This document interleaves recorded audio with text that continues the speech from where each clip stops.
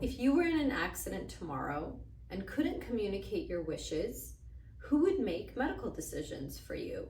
And most importantly, would they know what decisions you would want made? And so all of these and more are what we put in a healthcare directive.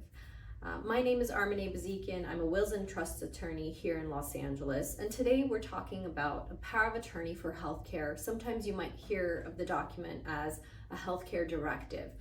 And so in a nutshell, it's a piece of paper that describes what you want done if you are medically incapacitated and can no longer make medical decisions for you, but you need medical care. Who is going to step in? So the document will allow the people that you have named in the document to step in and act for you. So in this critical document, you will put down who it is that you would like to make decisions. You will also list out some alternate people if that initial person cannot do it, but essentially a running list of your priority list of individuals that you trust to make medical decisions for you.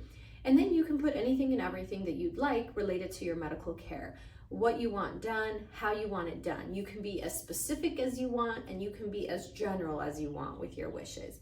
But in a nutshell, you're communicating through this document what you would want to the person that you're naming.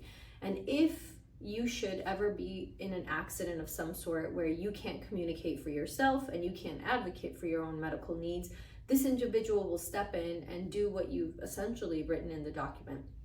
This document also covers critical information like whether you want donation of your organs or body parts to research and science or to save a life. It also communicates whether you're okay with an autopsy being done, if there's a need for one that arises. There's a lot of different components that I like to describe as dealing with a person's religious preferences. So there's some religions that allow certain things to happen, some don't, and it's really important that you also include that in your document.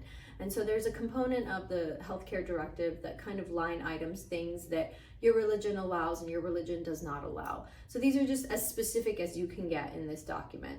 But it's critical for every person living in California to have a healthcare power of attorney. And alongside this healthcare power of attorney, to also have a HIPAA authorization, meaning an authorization that gives their consent to healthcare providers and doctors to release information to the person that you've named in this document.